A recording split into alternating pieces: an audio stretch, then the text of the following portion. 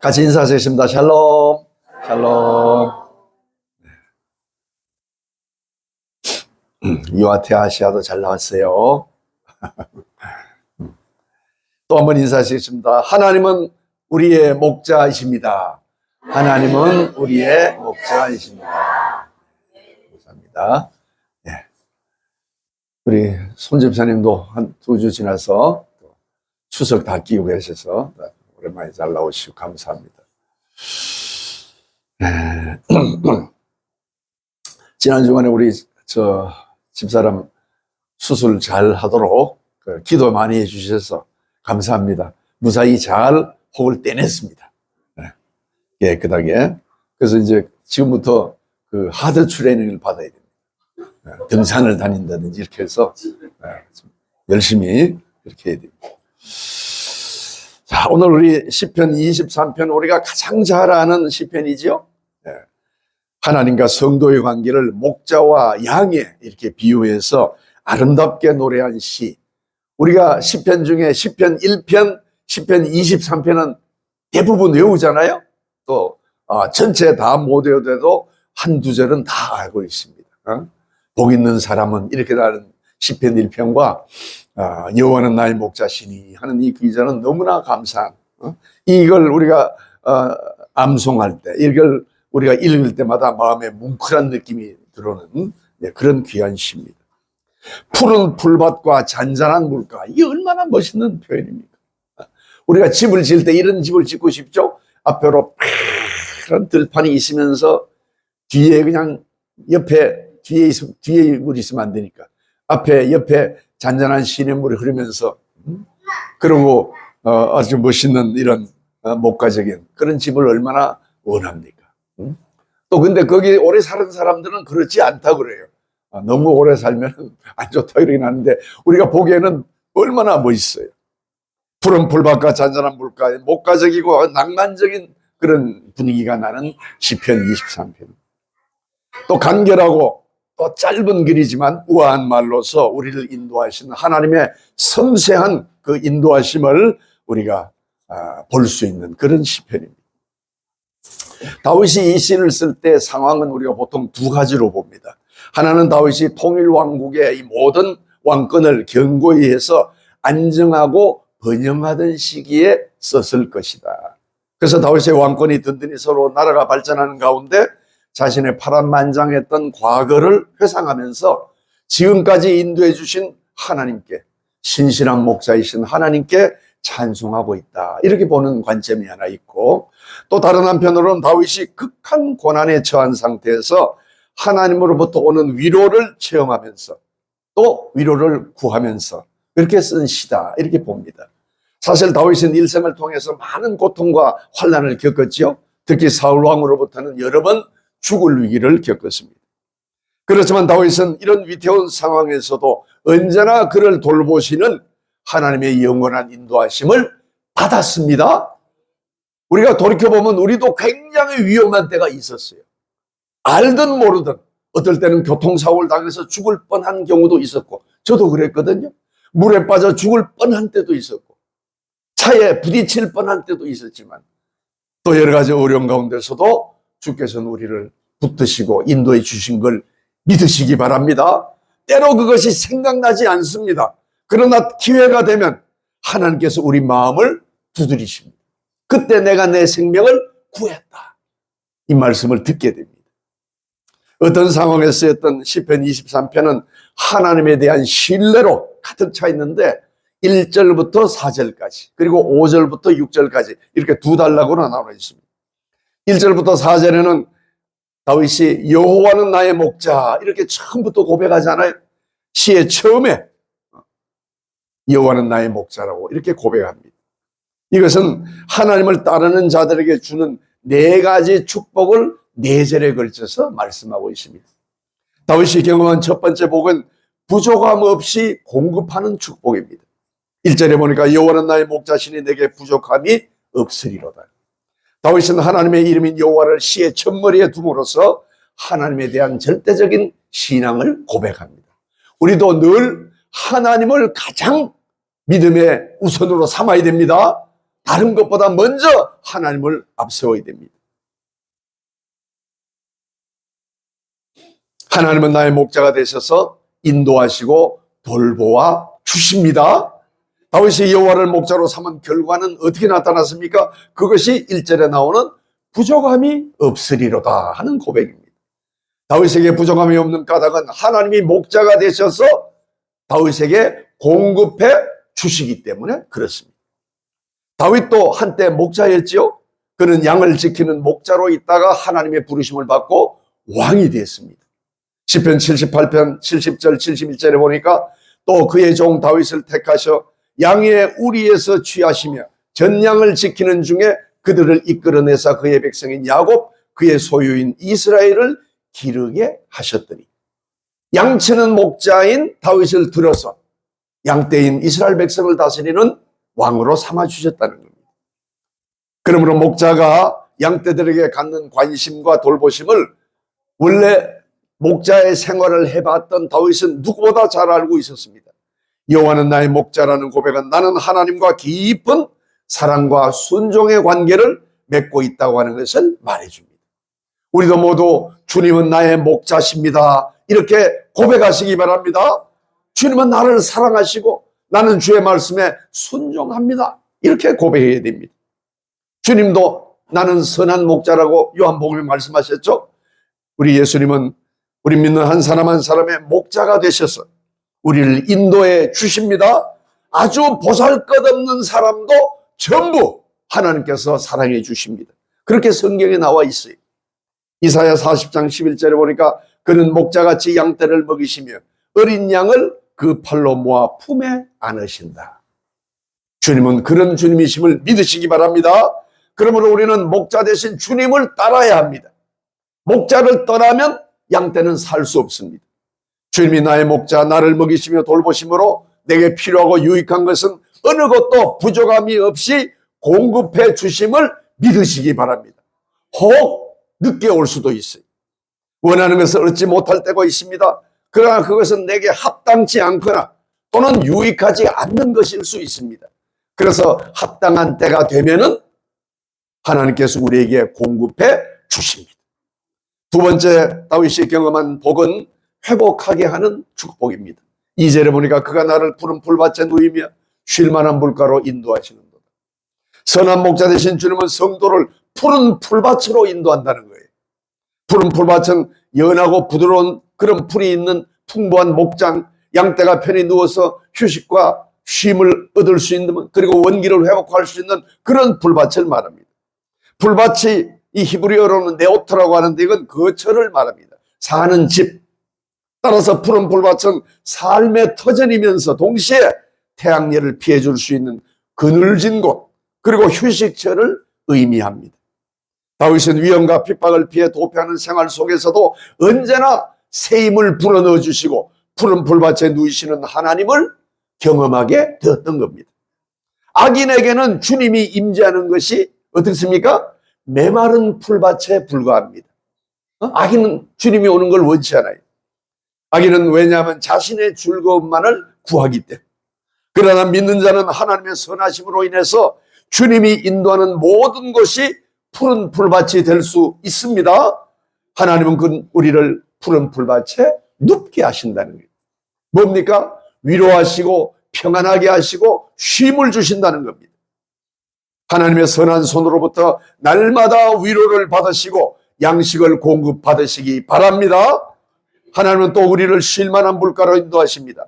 쉴만한 물가는 천천히 흘러가는 그런 시냇물이 말하죠. 양들이 마시기 편리하고 적합한 물입니다. 하나님은 그의 백성을 더럽고 이렇게 부패한 그런 고여있는 물이라든지 또는 사납고 급히 흐르는 그런 물가로 인도하지 않습니다. 잔잔한 물, 그렇게 해서 아름답고 청량한 그런 물로 인도하시는 거예요. 만일 양떼들이 급류를 만나게 되면 물을 마시지 못하죠. 오히려 물에 떠내려갈 수가 있습니다. 그러나 우리 목자 되신 주님은 양들을 잔잔한 물가로 인도함으로써 안전하게 쉬게 만들어 주십니다. 양들은 잔잔한 물을 마심으로 새 힘을 얻습니다. 피곤한 가운데서도 생기를 회복하게 됩니다. 쉴만한 물가는 하나님의 위로가 있는 곳입니다. 다윗은 환난과 고초를 만나 낙심하고 절망할 때마다 하나님께서 세심하게 배려해 주고 때를 따라 내리는 은혜를 공급받았습니다. 그래서 신앙을 다시 회복할 수 있었음을 하나님께 감사하고 있습니다. 목자가 양떼를 잔잔한 물가로 인도해서 휴식을 통해 원기를 회복하도록 인도하는 것처럼 하나님께서는 성도들에게 생명을 불어넣고 메마른 영혼을 소생하고 회복시켜 주심을 믿으시기 바랍니다. 우리가 걱정과 근심과 염려에 가득 쌓여 있을 때 누가 이를 해결할 수 있습니까? 주님만이 우리의 마음을 회복하고 새롭게 되새길 수 있도록 해 주십니다. 하나님이 인도하시는 푸른 풀밭과 쉴 만한 물가는 또 멋있는 곳에 있지 않겠어요? 전망도 좋습니다. 그리고 또 목마르고 피곤할 때 풍성한 활력도 제공해 주고 또 음식과 휴식뿐만 아니라 원기도 회복하게 하고 즐거움도 때로 줍니다. 오늘 우리가 광명 수목원에 하지만 하나님께서는 때를 따라서 우리를 통해서 성도의 교제를 이루게 하시고 하나님이 아름답게 만들어 놓은 자연도 보게 하시고 그 자연을 통해서 또 하나님이 우리에게 주시는 은혜를 누리게 하는 것, 이걸 믿으시기 바랍니다. 푸른 풀밭으로 인도하시는 것은 양식만 공급하는 것이 아니라 우리에게 위로와 힘을 주시고 또 우리의 삶에 즐거움과 은혜를 베풀어 주시는 것입니다. 다윗이 발견한 세 번째 복은 의의 길로 인도하는 거예요. 3절에 보니까 내 영혼을 소생시키시고 자기 이름을 위해서 의의 길로 인도하시는 것. 양은 시력이 나쁘고 쉽게 한눈을 팔기 때문에 길을 잃어버리기 쉽다 그래요. 또 길을 찾아서 돌아오기도 어렵습니다. 그러나 선한 목자는 양들이 안전하게 자기의 집으로 돌아올 수 있는 가장 평탄한 길을 알고 있습니다. 이런 양같이 내가 방황할 때도 주님은 우리를 찾아오셔서 우리를 새롭게 해 주심을 믿으시기 바랍니다. 우리가 병들 때 회복하게 해주시는 분은 하나님이십니다. 내 몸에 질병이 있어서 이것이 물론 의사의 손을 통해서 건짐을 받을 수도 있지만 하나님께서 그 의사의 손을 만지시는 것도 하나님의 역사입니다. 그렇죠? 약을 먹어서 치료할 수도 있지만 그 약을 잘 쓰고 몸 안에서 새롭게 회복하게 하는 것도 우리 하나님의 도우심인 줄 믿으시기 바랍니다. 그걸 우리는 늘 마음에 가지고 있습니다. 내가 기진할 때 활력을 주시는 분도 우리 주님입니다. 어떤 사람이 활력을 줄 수 있습니까? 하나님이 나의 삶 속에 활력을 주고 내 마음을 새롭게 할 수 있습니다. 사람이 그렇게 하기 어렵습니다. 친구는 조금 영향을 미칠 수 있지만 하나님만이 우리의 삶을 활력을 주십니다. 또 내가 죽게 되었을 때도 내 영혼을 소생케 하는 분은 우리 하나님이십니다. 하나님 믿지 않는 사람은 절망하고 좌절합니다. 그러나 하나님 믿는 사람은 주 안에서 다시 회복되게 됩니다. 하나님이 인도하실 때 다윗의 영혼은 죄악에 빠지지 않고 새롭게 소생했습니다. 하나님은 우리를 치료하시는 여호와 라파의 하나님인 줄 믿습니다. 또 하나님은 자기 이름을 위해서 우리를 의의 길로 인도하신다. 의의 길이란 도덕적으로 의로운 일뿐만 아니라 평탄한 길, 형통한 길을 말합니다. 시편 139편 24절에서 다윗이 이렇게 또 고백합니다. 주께서는 내가 앉고 일어섬을 아시며 멀리서도 나의 생각을 밝히게 하시오며 나의 모든 길과 내가 눕는 것을 살펴보셨으므로 나의 모든 행위를 익히게 하시오니 여호와여 내 혀의 말을 알지 못하는 것이 하나도 없으시니이다. 하나님은 내 입의 말과 내 마음의 생각과 나의 모든 행위를 알고 주님은 우리를 푸른 풀밭 맑은 시내로 인도하여 주십니다. 하나님은 언제나 모든 성도의 생활이 영원한 길로 주의 뜻을 행하는 길로 인도하시고 축복하십니다. 성도들이 죄악의 길에 떠지지 않고 구원받기를 이끌어 주시는 분이 우리 주님입니다. 하나님이 다윗에게 주신 네 번째 복은 위험으로부터 보호해 주시는 복입니다. 4절에 보니까 내가 사망의 음침한 골짜기로 다닐지라도 해를 두려워하지 않을 것은 주께서 나와 함께 하심이라. 주의 지팡이와 막대기가 나를 안위하시나이다. 사망의 음침한 골짜기는 어둠이 가장 깊다는 골짜기잖아요. 결국은 뭐예요? 죽음을 의미합니다.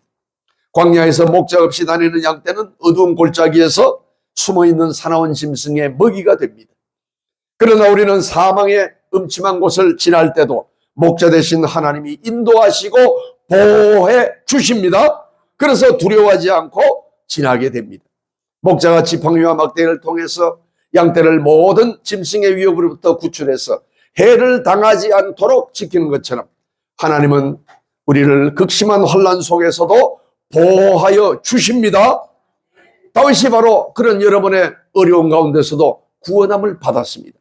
사무엘상 18장에 보면은 그가 스스로 이르기를 내가 다윗을 벽에 박으리라 하고 사울이 그 창을 던졌으나 다윗이 그의 앞에서 2번 피하였더라.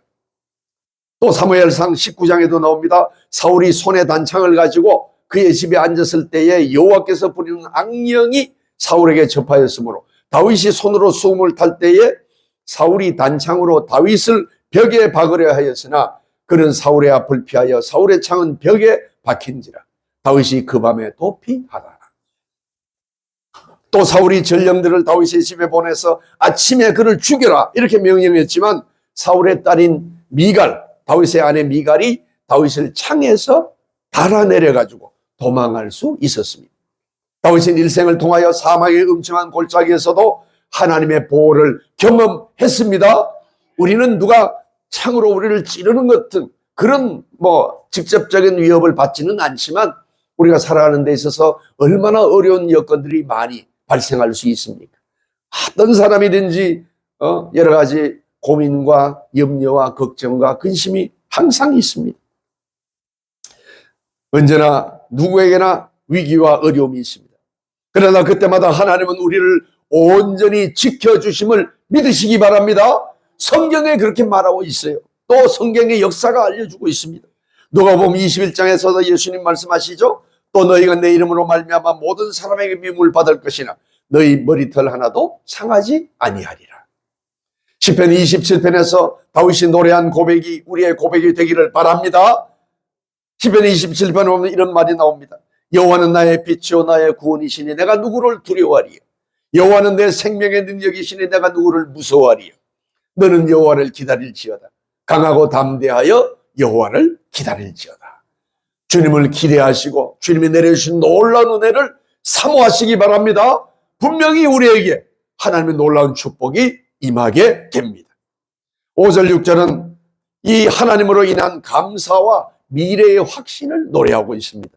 5절에 보니까 주께서 내 원수의 목전에서 내게 상을 차려주시고 기름을 내 머리에 부으셨으니 내 잔이 넘치나이다. 앞에서 선한 목자 되신 여호와의 신실한 돌보심에 대해서 아주 아름답게 이 노래한 다윗은 이제 친절한 주인이 이 베푸는 연회장의 모습을 통해서 성도의 풍성한 혜택을 노래하고 있습니다. 주님은 우리에게 풍성히 베풀어 주신다는 거예요. 다윗은 현재보다 더욱 안전하고 평안하게 될 자신의 모습을 그리고 있습니다. 이러한 복된 미래가 자신에게 다가올 것을 다윗이 확신하고 있는 거예요. 왜냐하면 하나님이 목자가 되셔서 그렇게 해주신다는 거예요. 다윗의 주변에는 생명을 노리는 대적들이 많았습니다. 그러나 그런 위기 가운데서도 하나님은 다윗에게 상을, 먹는 상이잖아요. 성을 베풀어 주시고 구약시대 때 하나님 앞에서 음식을 먹는다고 하는 것은 하나님과의 깊은 교제를 말하는 겁니다. 깊은 교제를 갖는 거예요. 아브라함도 천사를 대접했는데 그게 하나님께 깊은 교제를, 사랑을 나타내는 거잖아요. 주님은 다윗의 패망을 고대하는 원수들의 목전에서 다윗을 위해서 잔치를 베풀고 그리고 귀한 손님으로 대접을 해준다는 거예요. 험난한 세상 중에도 하나님은 다윗을 지키고 보호하시고 약속을 이루어 주셨습니다. 다윗이 압살롬의 군대에 쫓겨서 마하나임에 이르렀을 때에 하나님은 이방 민족인 암몬 족속을 통해서 다윗 일행에게 풍성한 식탁을 베풀어 주셨어요. 우리가 생각할 수 없는 것, 이방 족속은 오히려 다윗을 죽여야 될 사람인데 그런데 이방 족속들이 와가지고 다윗 일행을 오히려 다 공개하고 도와줬어요. 이들이 침상과 대야와 질그릇을 가져왔습니다. 잠자리를 가져왔다는 거예요. 그리고 밀과 보리와 콩과 볶은 곡식과 볶은 녹과 꿀과 버터와 양과 치즈를 가져다가 다윗과 그와 함께한 백성을 먹게 하였다고 성경이 기록하고 있습니다. 이런 여러 가지 다급한 상황에서도 주님은 다윗을 존귀하게 하시고 오히려 그를 쫓는 원수들을 부끄럽게 하셨습니다. 하나님은 이처럼 성도들을 인도하시고 보호하시고 그리고 그런데 그치지 않고 귀한 손님처럼 풍성하게 은총과 혜택을 베풀어 주심을 믿으시기 바랍니다. 우리의 삶을 주님께 맡기고 기도하며 나갈 때 하나님께서 반드시 우리의 미래의 삶이 더 아름답게 이끌어 주십니다. 그래서 다윗은 뭐라고 고백합니까? 내 잔이 넘치나이다. 이렇게 고백한 거예요. 시편 16편 5절에서도 또 말씀하죠. 여호와는 나의 산업과 나의 잔의 소득이시니 나의 분깃을 지키시나이다. 내 삶을 축복해서 내 잔을 넘치게 하시는 분은 여호와 하나님이십니다. 하나님을 성실히 믿고 올바르게 믿어야 됩니다. 내 복이 떠나기 전에 하나님을 바로 믿는 믿음을 더욱 단단히 가져야 할 것입니다. 다윗이 받은 자는 단순히 가득 찬 정도가 아니라 흘러 넘친다고 그랬죠. 실제로 다윗은 왕이 되었을 때 그 재산이 얼마나 많은지 성경에 기록되어 있지 않습니까? 그러나 그는 이 재산을 풍성한 기업을 자신의 쾌락을 위해서 자신의 즐거움을 위해 사용하지 아니하고 하나님의 거룩한 성전을 짓는데 아낌없이 바쳤습니다.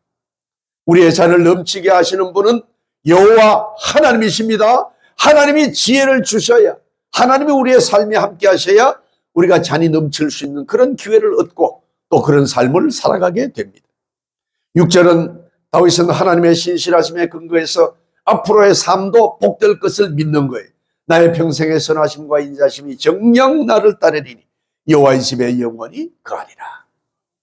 다윗은 지금까지 체험한 주님의 인자와 긍휼에 근거해서 하나님의 축복이 앞으로 장래에도 동일하게 주어질 것을 확신합니다. 다윗은 여호와의 집에 영원히, 이 두 단어가 중요하죠. 내가 여호와의 집에 그리고 영원히 살리라, 거하리라. 하나님을 떠나지 않겠다는 고백입니다.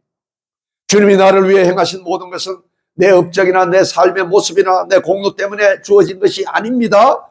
주님의 은혜로 주어진 것입니다. 시편 31편 19절에 보면 다윗이 이런 고백이 나옵니다. 이게 우리의 고백이 되기 바랍니다. 주를 두려워하는 자를 위하여 쌓아두신 은혜, 곧 주께 피하는 자를 위하여 인생 앞에 베푸신 은혜가 어찌 그리 큰지요. 하나님은 우리를 위해서 큰 은혜를 준비하고 계신 줄 믿으시기 바랍니다. 우리가 하나님을 경건히 섬길 때 주께서 우리 인생 앞에 은혜를 베풀어 주십니다. 주는 우리의, 아까 찬송도 불렀지만, 영원한 팔이 되십니다. 주님의 친절한 팔에 앉으시기 바랍니다. 우리가 주님의 크신 팔에 안김을 당할 때 주님께서 우리를 안으시고 목자가 양떼를 아는 것처럼 우리를 인도해 주실 줄 믿습니다. 주님의 약속은 변하지 않습니다. 하나님은 우리를 영원히 사랑하시기 때문에 그렇습니다. 하나님의 은혜는 선하심과 인자하심이고 용서하시고 긍휼히 여기시는 은혜입니다. 주는 나의 목자시니 내게 부족함이 없으리로다. 이 귀한 고백이 우리 모두의 삶에 흘러넘치기를 주님의 이름으로 축원합니다.